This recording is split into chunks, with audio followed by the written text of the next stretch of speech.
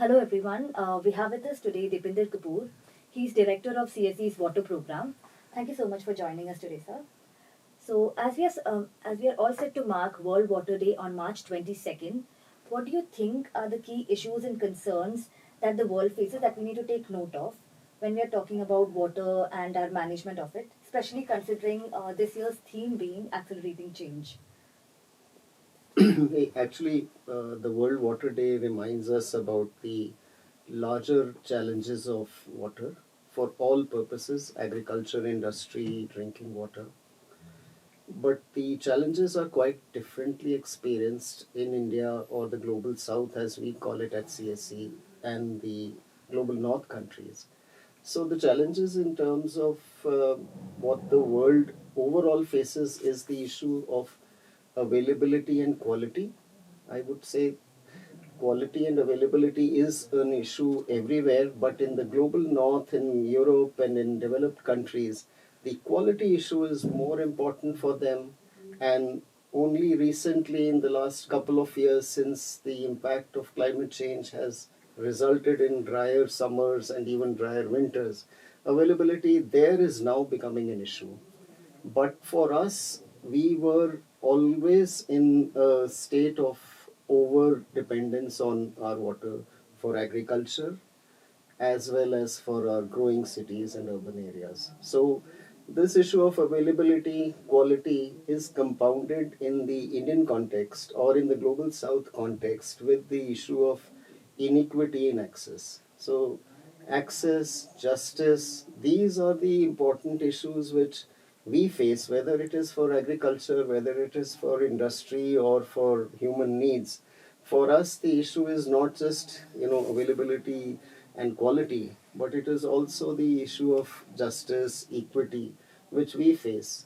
So, for example, cities in Europe like Denmark, or even many cities in other countries in Europe, they depend on their groundwater, and whereas we depend entirely for our drinking water needs in our cities on rivers, whereas their dependence is on groundwater, and they are worried about the quality of water. But in our case, quality comes second to availability, because we quality is a major issue, but availability is even a bigger issue for us. So therefore, the issues are very differently experienced, although they may be the same in developed countries, whereas and in our side. So, you have also spoken and extensively written about a new framework for water sensitive cities. Can you tell us a little bit about what that means and the genesis of it, and more importantly, what is CSE's expectation from it? Yeah, the issues of water are put in various discourses and frameworks the world over, and the water decade in the 1980s was dedicated to the first decade on water. Then sanitation became important, and now we are back to this issue of water.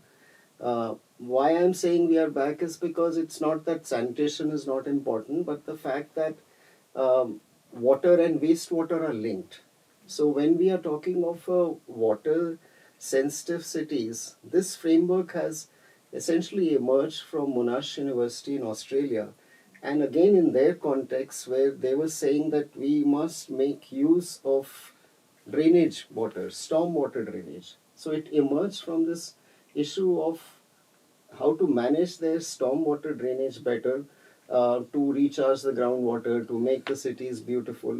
That was their perspective of developing the frameworks, which was led to water sensitive urban design, sustainable urban drainage systems called SUDS, and then finally water sensitive cities. So the framework is fine. We have no problem with any framework which solves or explains the issues of that context or that country. The problem with the water sensitive cities framework, when we apply it to India, is that it doesn't contextualize it with the issues which we are dealing with. So, for example, for us, the issues are a non functional public infrastructure of water and sanitation or stormwater drainage. So, if our treatment systems are not working. If Central Pollution Control Board says that less than 40% of our sewage is treated, then the very first requirement of a framework that explains water sensitive cities is that we must have functional treatment systems of wastewater, stormwater drainage, and even drinking water.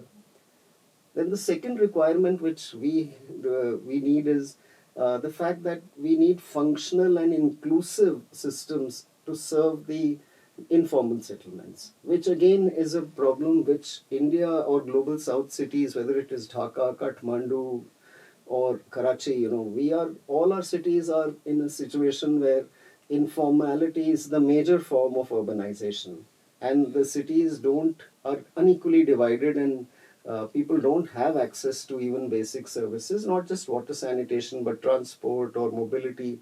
So various other issues are also there. But water being a basis of life, therefore it strikes out as immediately to us. So this second issue of we must have inclusive functional systems. Again, this is not an issue for the global north. The third issue is of reuse. So we have to reuse our water as well as waste and treated solids. Again, this is not an issue for the global north because their agriculture is comparatively cut off from their urban lifestyles, and they tend to dispose of their even dung and manure. They see it as a waste. They don't see it as a recyclable product. Whereas in India, both are treated wastewater and nutrient is a resource to us, and we need to address that. And the fourth major issue in India and our cities, especially the bigger ones, is that our cities have become in situ flood prone. So the city's sprawl is now generating floods within the city limits, and we need to address that. So for us, both drainage as well as recharge are important. So therefore, on these four principles in CSC, we try to come up with a water sensitive cities framework for global south, which we call these four as index, because we are saying that unless you are able to show outcomes on these four parameters of index, then no matter what you do, whether you do rainwater harvesting, whether you do groundwater recharge, or whether you handle your stormwater drains and you preserve your lakes, but if the four outcomes of functionality, inclusivity, in situ flood proofing, and reuse of treated wastewater, if this is not improving, the city is not water sensitive. So I'm sorry I tried to explain it in one go, but essentially it's a concept very much contextualized to our conditions and is not discursive. It doesn't say do X, Y, Z. It just identifies four areas of priority. So you do believe that this will help, in improving the equity and justice bit of it, right? We believe that unless these are ingrained in the national programs and missions and used as a monitoring and measurement tool, improvements will not accrue where they are needed. So overall, you may show that groundwater has increased, say, for a city like Delhi or Bangalore, but who has it benefited? And equity is not, it should be by design. It is not by coincidence. So unless you plan it in advance, it will not happen. So therefore we're trying to push this to our partners in our collaboration with the National Mission of Clean Ganga. We'll push it with the Ministry of Housing and Urban Affairs. And of course, we will go out and reach out to all stakeholders, all public engagements, wherever possible. Try to make everybody an owner of this concept that it is more than just a normative approach to water conservation. It is much more of an equity and justice issue. Do we also have examples from a global south perspective where this has worked?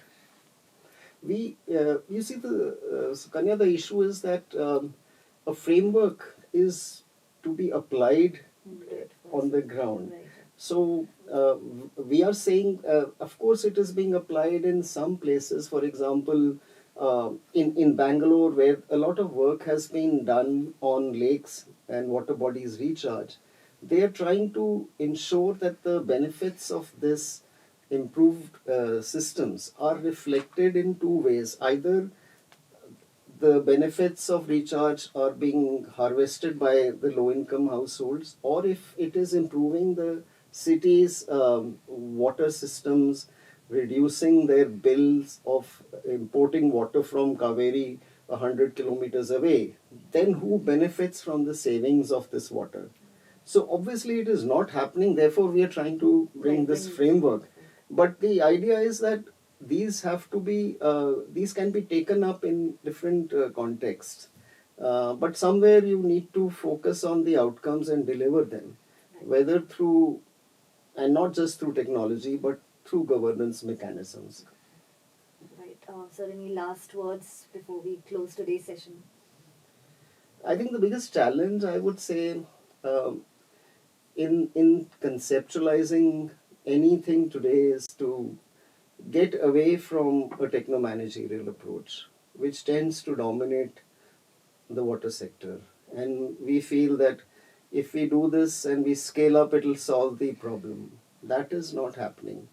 Therefore, one needs to identify particular challenges in a particular context and address them. Not try to impose frameworks over a reality, but to have the framework serve a reality.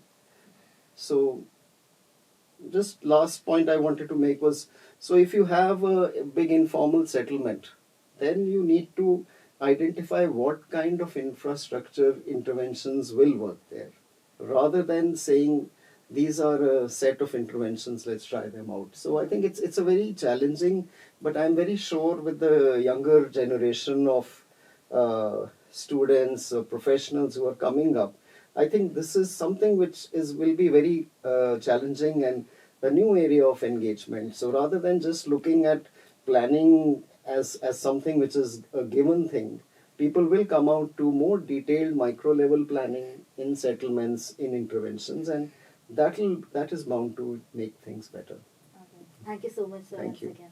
Thank you.